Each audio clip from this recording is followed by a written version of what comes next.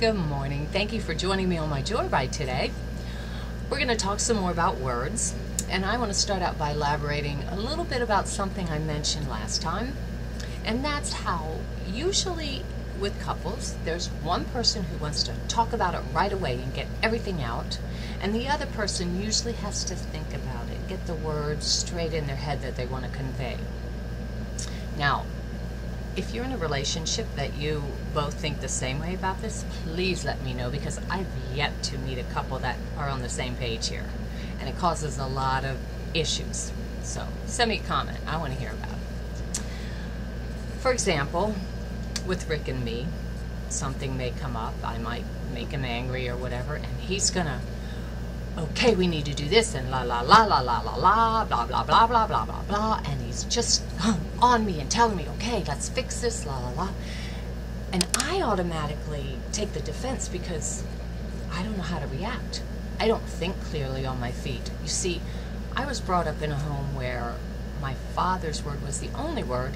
We were not allowed to voice our opinions. I didn't even know I had an opinion. So it's taken me a while to figure out that yes, I do have an opinion. Yes, it matters. But I still have to work through it to realize, okay, I have every right to say what I need to say also. But this would aggravate Rick because he couldn't understand why I wouldn't just respond to what he was saying, like his family used to. His family had very healthy communication and conflict resolution. So he didn't understand why I kind of just fell all over my words, and suddenly I would get upset then, and I would start saying things I really didn't mean. I would get emotional. I would sound like I was angry and say things to him that just were not pertinent to the situation. And he would say, well, don't you care about our relationship? Don't you want to figure it out right now? Don't you want to talk about this? So I would feel like, wow, what's wrong with me? So you see, we get in these vicious cycles of mudslinging. I would respond because I didn't know what to say, because I hadn't had a chance to think about it. So I would say things that weren't absolutely right. I might say them too emotionally. And he would come back and he would feel offended, so he would throw mud at me and try to top my insult. And you see, that's how we get in these vicious cycles of arguing. We're really not even looking at the issues. We're just overdoing each other. We're just defending ourselves and offending the other person. So we have to learn to get out of those vicious cycles. My husband always says we used to fight over when we were going to fight because we could never even seem to figure that out. So what we have discovered over the years, how to break that vicious cycle, is something like this.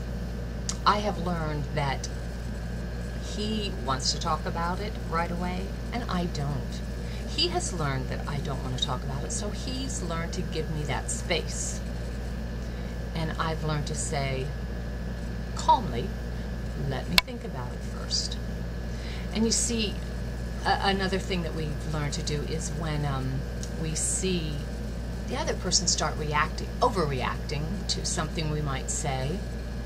If Rick's getting a little out of sorts and not his usual self, instead of reacting, I will sit back and I go, there must be something wrong. He might be tired or not feeling well. Maybe he's hungry. And I'll back off and kind of just let him rant a little bit. But in all honesty, he's the one that practices this much more than I do, because he's pretty even-keeled. I'm the one that gets, goes a little crazy sometimes. Yeah, I do. And so we've both learned to realize that when the other person's getting a little emotional and not quite themselves, the best thing to do is back off. Because usually what they'll do is they'll realize, oh, he's not getting on this vicious cycle with me. We're not going to be doing any mudslinging. It's really not fun to fight on your own. So once the other person learns to back off, it diffuses the whole situation. So my advice is, hold your tongue. What I've been saying, back off. And usually things will just kind of wind down and tempers off, and there have been many times I might go off in a rage. Rick keeps his mouth quiet, and I'll come back and say, "Oh, honey, I'm so sorry. I didn't mean that. I don't know what's going on." And it makes a huge difference because no one wants to fight by themselves. They want to get in that. We want to sometimes get in that heated argument of this, I don't know what it does. It makes us feel better, but in reality, after the fact, you feel pretty terrible. This righteous indignation that we think, we have a right to, but we don't. We need to look out for our spouses. We need to say words to them that are going to be edifying, that are going to lift them up. If the words are tearing them down, don't say them. And that's why it's so important to watch your words. I'm just going to read a little bit here from James, chapter 3, starting at verse 3, I believe.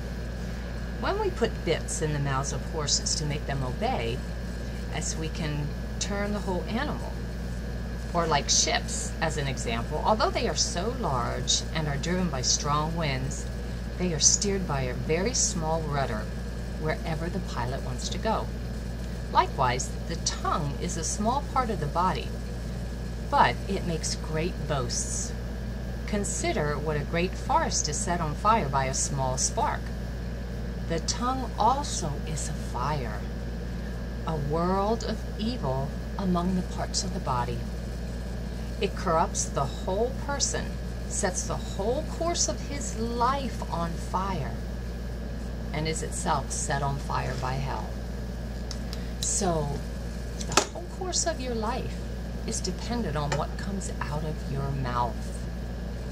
Pay attention. You do have control. Thank you for listening, and God bless you.